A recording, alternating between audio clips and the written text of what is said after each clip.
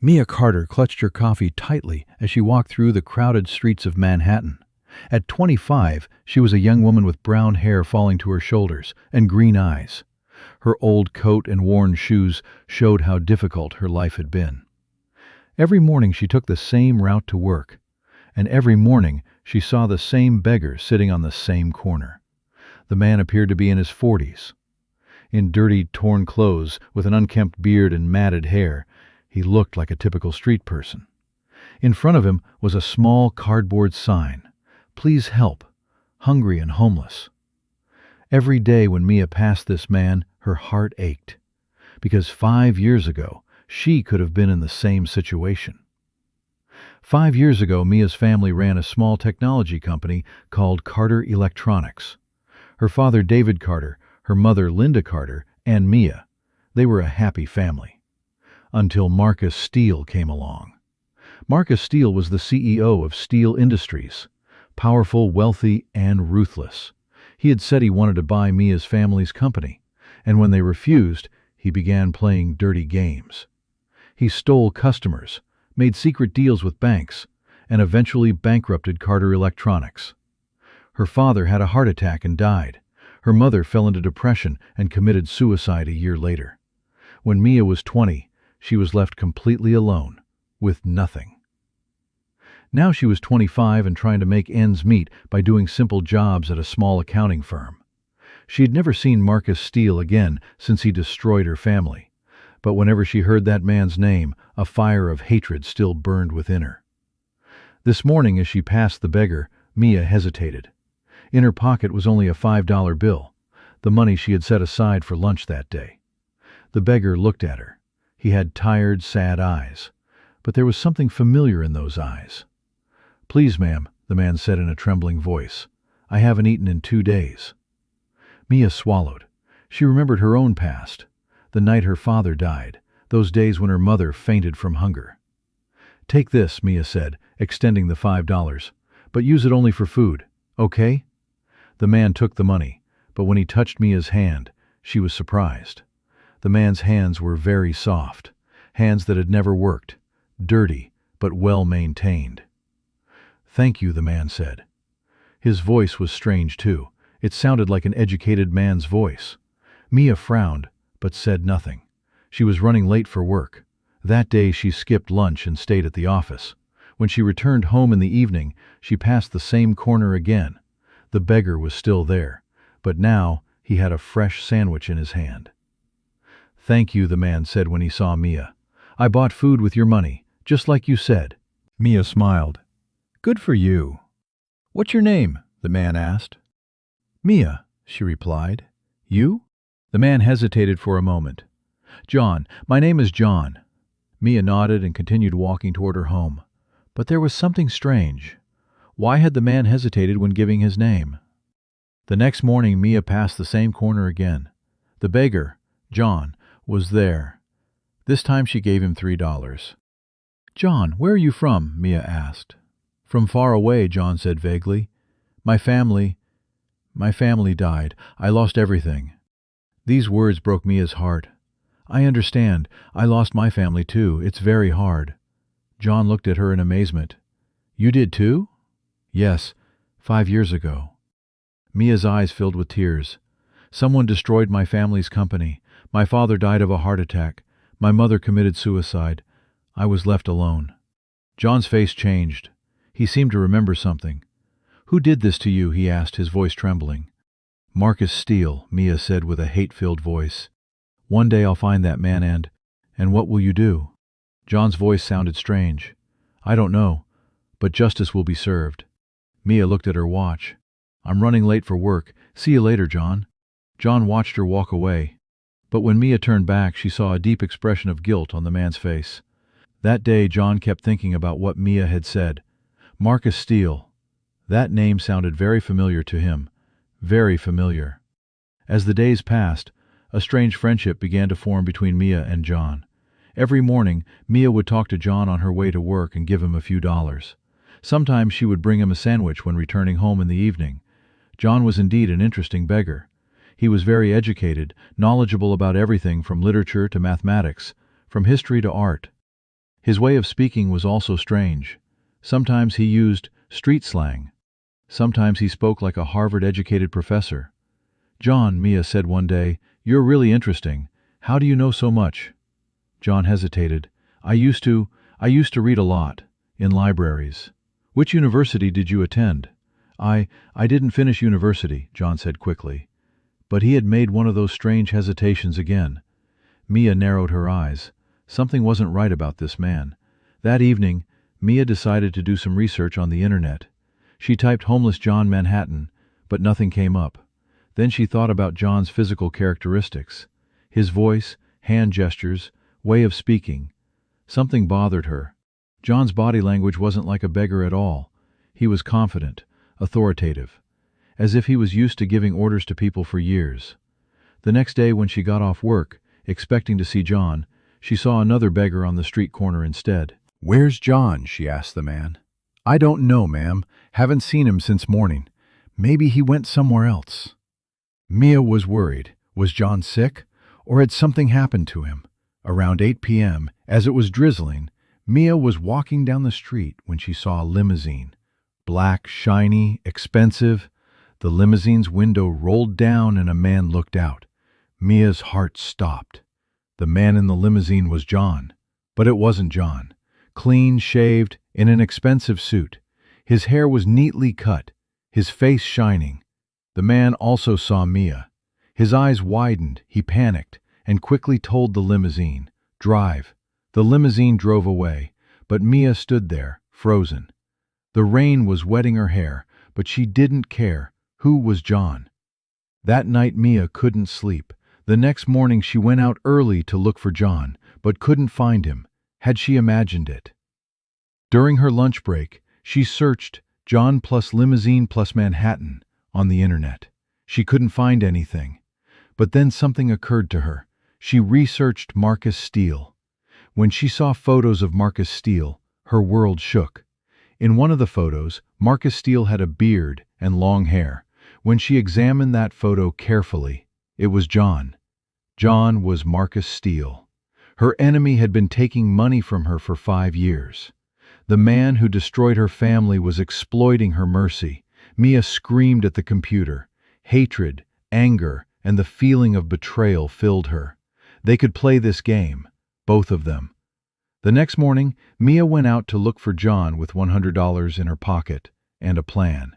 Finding him wasn't hard at all. He was at his usual corner. "Good morning, John," Mia said with a sweet smile. "Ah, Mia, good morning. I was sick yesterday. That's why I wasn't here." "Get well soon," Mia said. How easily this man found lying. "John, I have an offer for you." "What kind of offer?" "Come with me. Let me treat you to a nice lunch. At a real restaurant." John's eyes lit up, but then he looked worried. "Mia, you're already helping me so much. For you to spend this much?" "It's no problem," Mia said. "I got my salary today. And you've become special to me. Come on." John wanted to object, but Mia insisted. Finally, he agreed. Mia took him to one of the city's most expensive restaurants. Le Bernardin, the place Marcus Steele frequented often, always appearing in newspaper photos. Mia had made a reservation at the restaurant in advance. When they sat at the table, John looked strange. "Mia, this place looks very expensive." "Don't worry, John. You deserve this." The waiter came. "Good day. What would you like?" John opened the menu, and Mia watched him. As the man read the menu, his eyes caught on something. He was reading the French parts easily, navigating the wine list like an expert. "John," Mia said, "do you know French?" John panicked. "No, I know some words." But it was too late. Mia was now certain.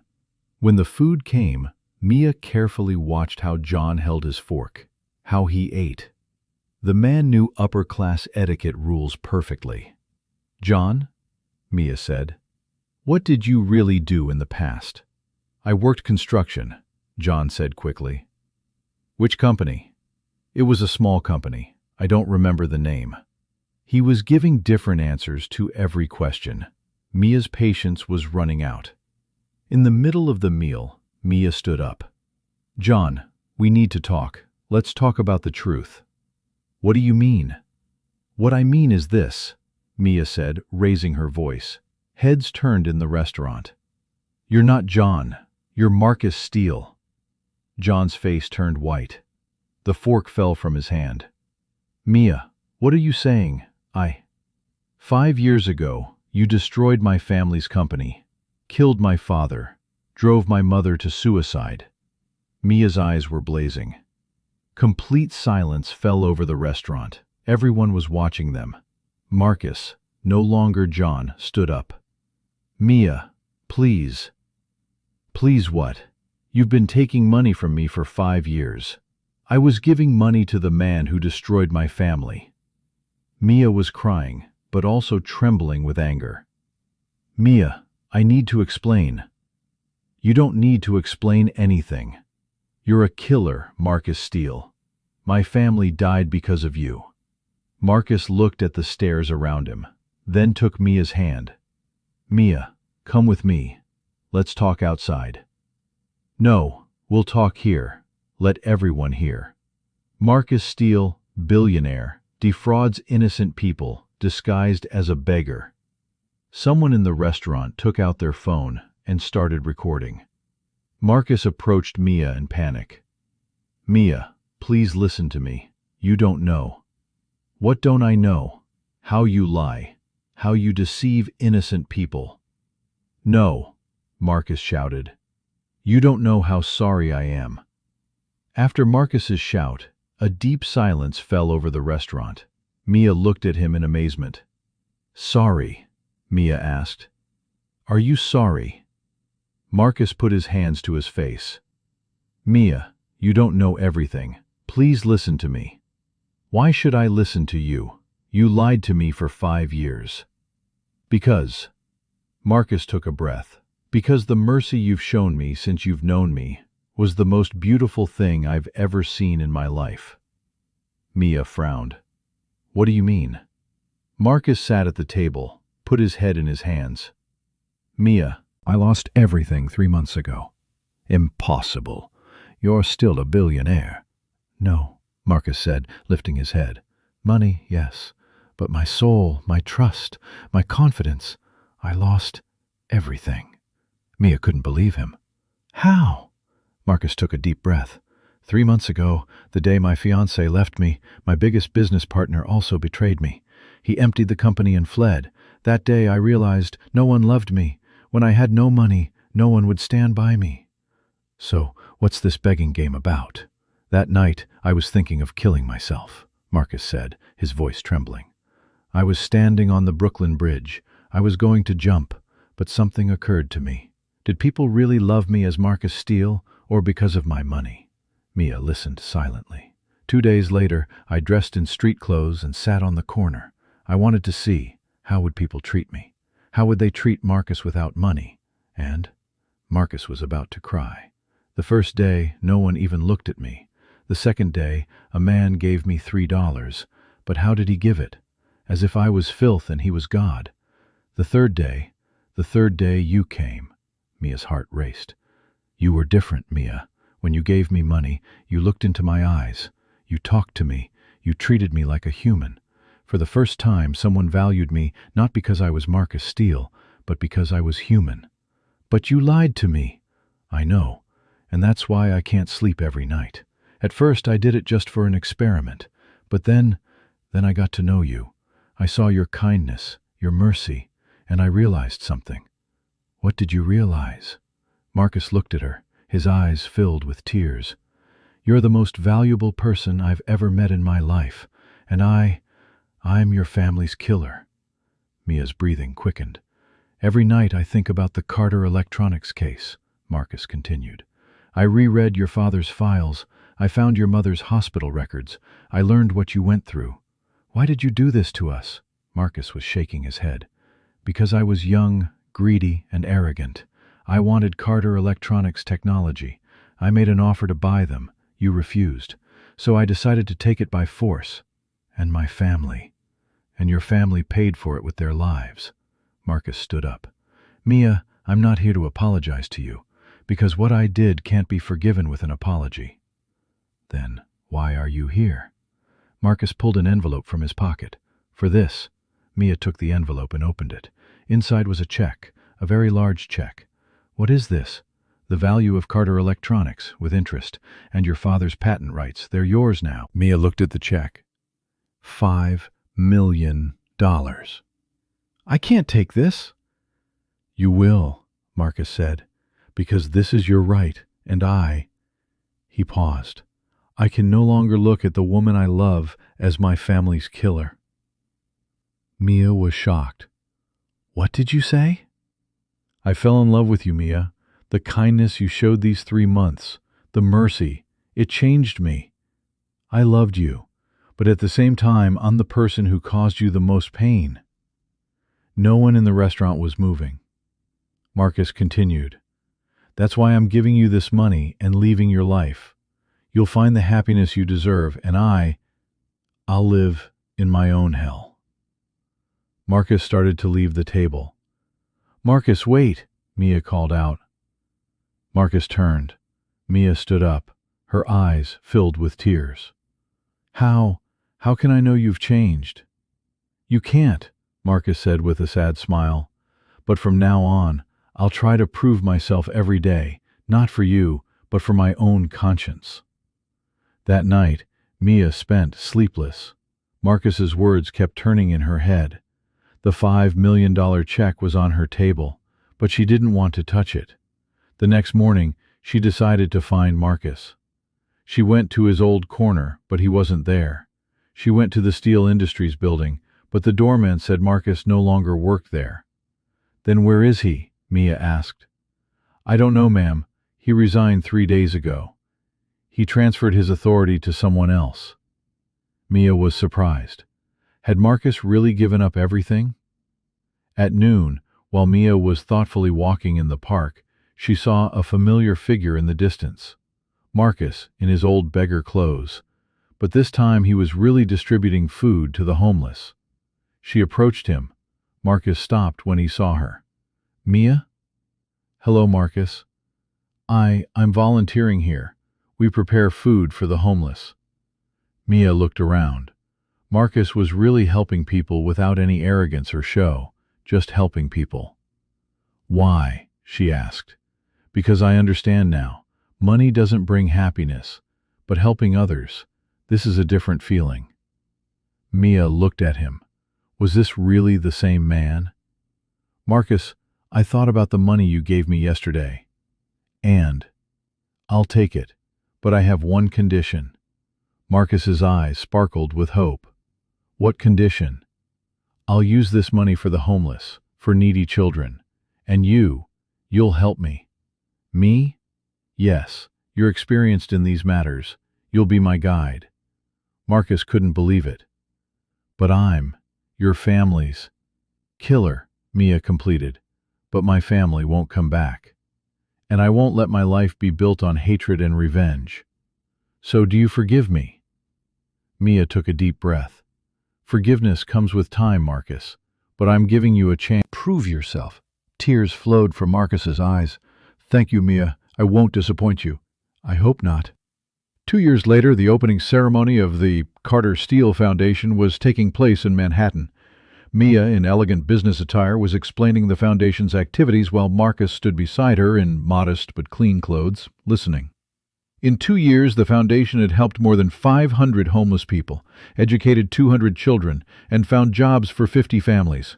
"And we owe this success," Mia said at the microphone, "to the person who first taught us empathy, Marcus Steele. His mistakes made him a better person."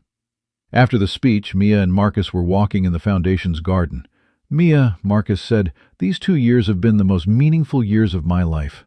"For me too, Marcus." Marcus stopped and turned to her. "Mia, I want to ask you something." "What is it?" Did you really forgive me?" Mia smiled. "Marcus, forgiveness doesn't happen all at once, but today when I look at you, I no longer see my family's killer. I see my foundation partner." "Just your foundation partner?" Mia blushed. Maybe a little more." Marcus approached her. "Mia Carter, after waiting so long, may I open my heart to you?"